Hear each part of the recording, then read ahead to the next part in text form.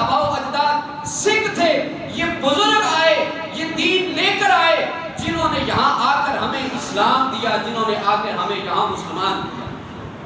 حضرات محترم، ہماری روحیں، ہمارے دل ان بزرگوں کو خراج عقیدت پیش کرتے ہیں جنہوں نے ہمارے آبا و اجداد کو نہ صرف دین دیا، اگر وہ دین نہ دیتے تو آج ہم بھی ان ہندوؤں کی طرح کسی مورتی کے آگے ہاتھ جوڑے کھڑے ہوتے، اور آج ہم بھی کسی اس مسجد میں بیٹھنے کی بجائے کسی مندر کے اندر پوجا پاٹ کرتے نظر۔ یہ ہمارے آبا و اجداد کو ان لوگوں نے، یہ ان اولیاء نے دین دیا ہے، تو دین دینے کی وجہ سے آج ہم اللہ کے فضل سے مسجد میں حاضر ہیں، ہم اللہ کی رحمت میں حاضر ہیں۔ حضرات محترم، ان اولیاء کی وجہ سے ہی یہ ہم نعرہ لگاتے ہیں کہ اولیاء کا فیضان پاکستان پاکستان، یہ اولیاء کے فیضان کی وجہ سے پاکستان بنا ہے۔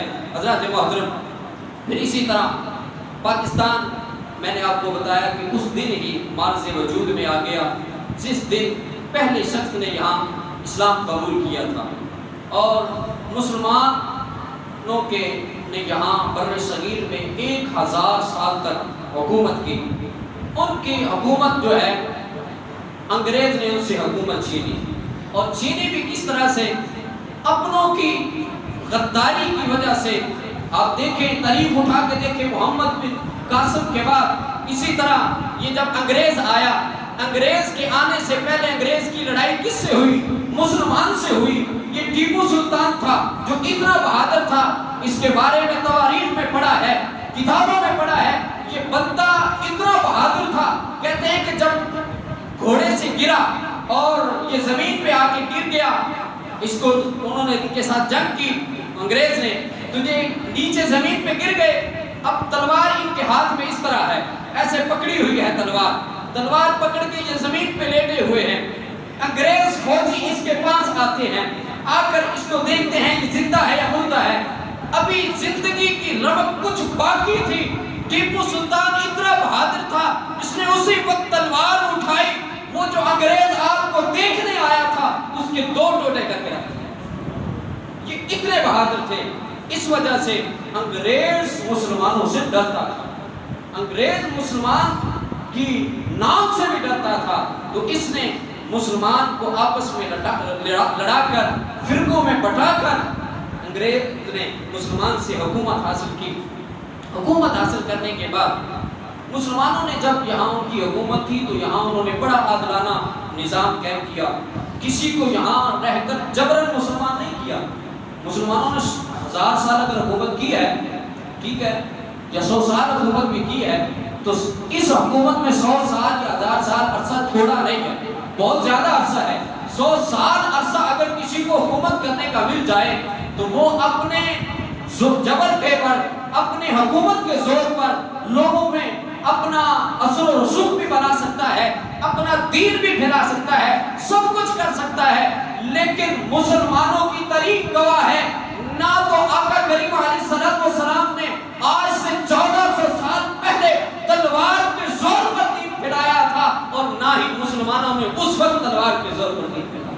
اگر دین پھیلایا ہے تو آقا کریم علیہ السلام کی سنت پر عمل کرتے ہوئے پیار اور محبت کے ساتھ دین پھیلایا۔ یہ سارے کا سارا جتنا دین پھیلا ہے، یہ سارے کا سارا دین پیار اور محبت کے پھیلا ہے۔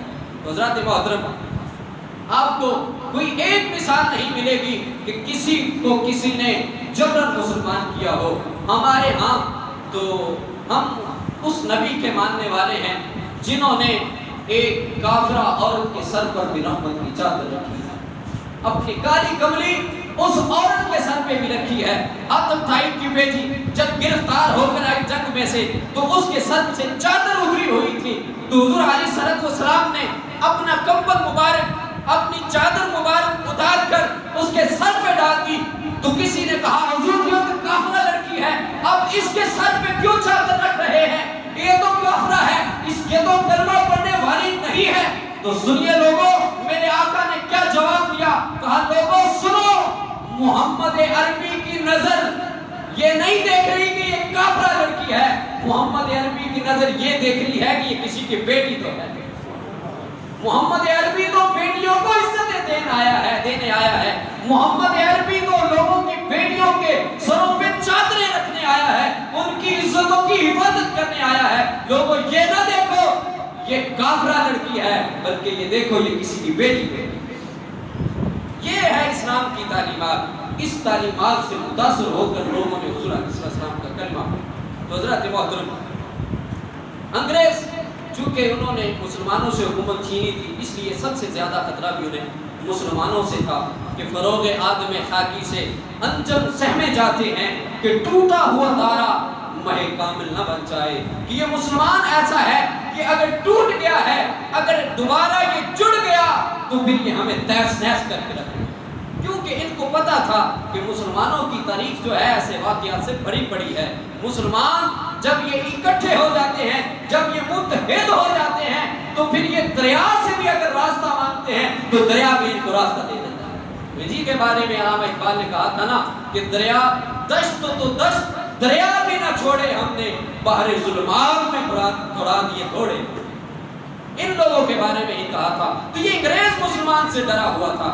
اس نے دیکھا کہ جب یہ مسلمان اگر متحد ہو گیا تو یہ تو مجھے کچل کے رکھ دے گا. تو اس نے ہندوؤں کو نوازنا شروع کر دیا اور مسلمانوں کو کچلنا شروع کر دیا.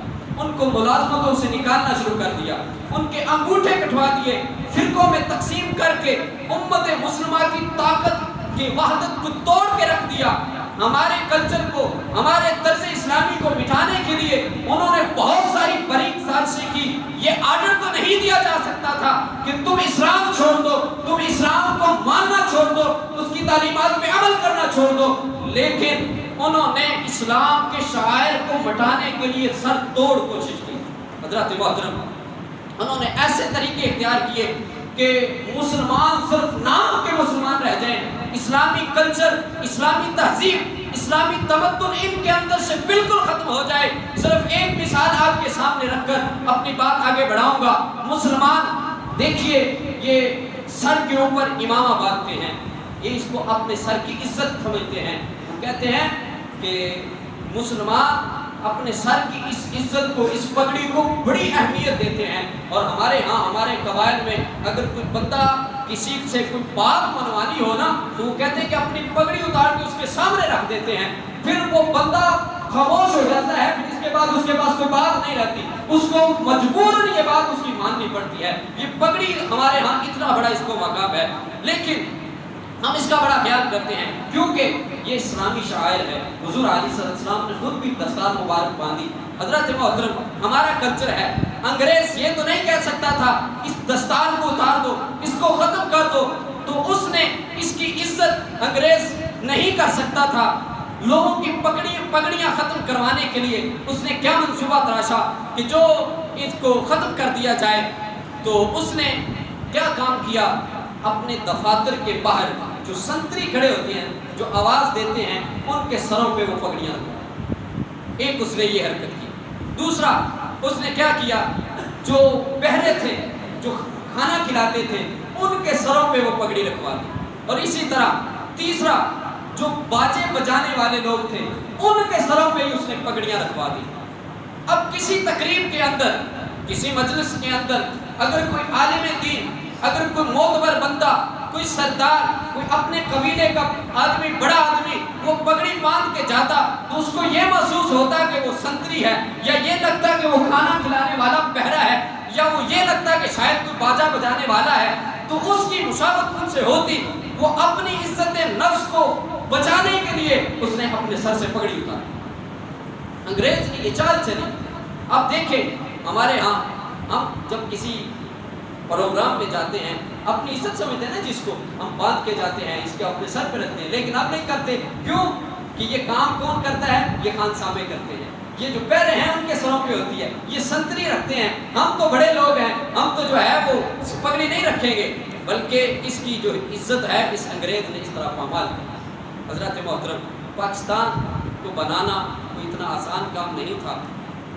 جب انگریز نے 90 سال کے بعد محسوس کیا کہ نوآبادیاتی نظام جو ہے اس کو وہ قابو نہیں کر سکے گا, تو اس نے اس طرح خود ہی فیصلہ کیا اس ہندوستان کی حکومت کو واپس کرنے کا. تو ان ہندوؤں نے یہ چاہا کہ وہ عددی کثرت میں زیادہ تھے، انہوں نے کہا کہ وہ چاہتے تھے کہ یہ حکومت جو ہے وہ ساری کی ساری ہمیں مل جائے، ہندوستان تقسیم نہ ہو۔ تو یہاں پھر اس وقت اللہ رب العزت نے جس مرد مجاہد کو بھیجا، جس نے آ کر دن رات محنت کر کے ہمیں یہ خطہ پاکستان عطا کیا، وہ نام قائد اعظم محمد علی جناح ہے۔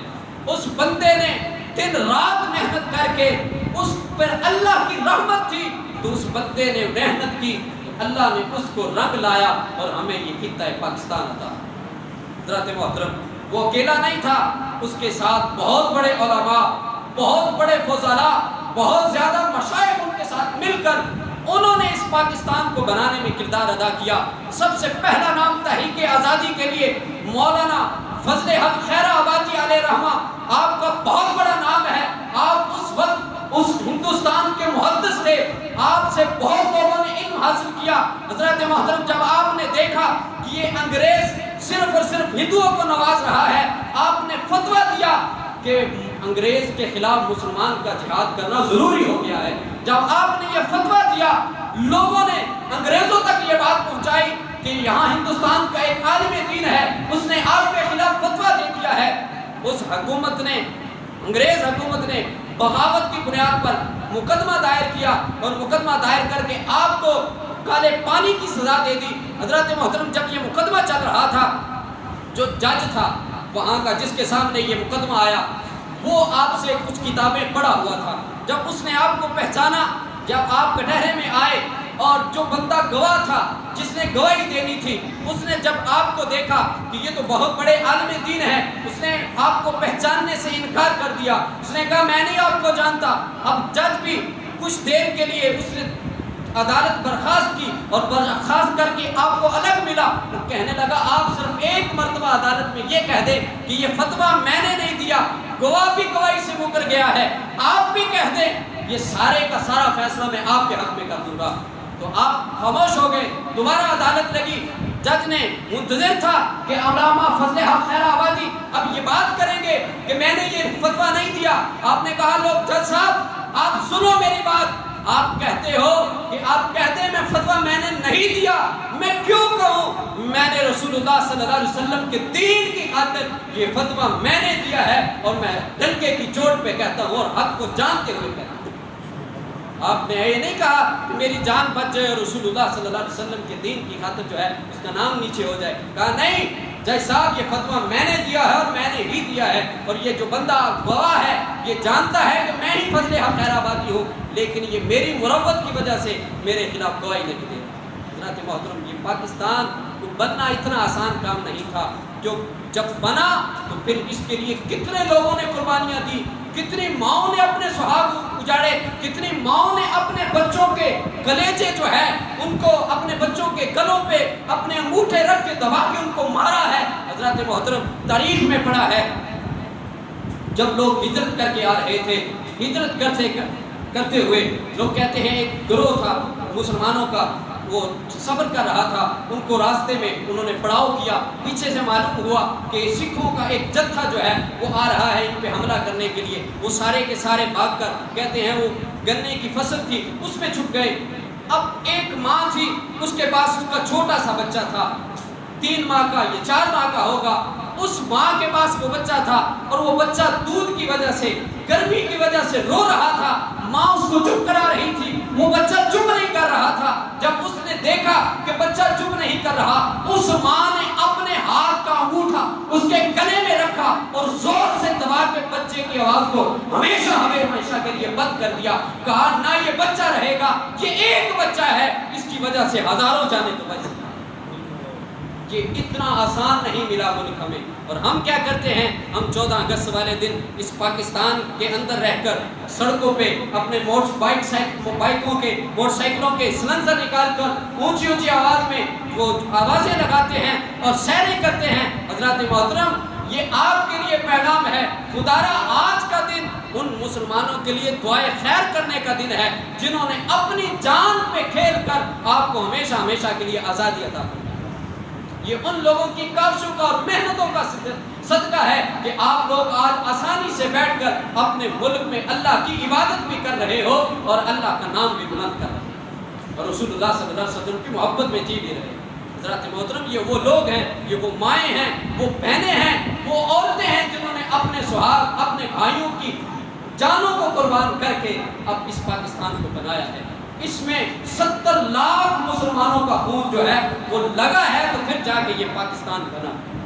یہ اتنا آسان پاکستان نہیں بنا، اس لیے پاکستان کے ساتھ محبت کریں، اس کے ہر خطے کے ساتھ، ہر جگہ کے ساتھ محبت کریں، اس کو اپنا وطن سمجھ کر، اپنا گھر سمجھ کر اس کی حفاظت کریں، اس کے عملات کو نقصان نہ پہنچائیں۔ اللہ رب العزت ہمیں اس خطہ پاکستان کے ساتھ محبت کرنے کی توفیق عطا فرمائے، اس کے اندر آپس میں اتفاق اتحاد کے ساتھ رہنے کی توفیق عطا فرمائے، فرقہ واریت سے بچ کر ہمیں ایک مسلمان متحد ہو کر رہنے کی توفیق عطا فرمائے۔ وآخر دعوانا ان الحمد للہ۔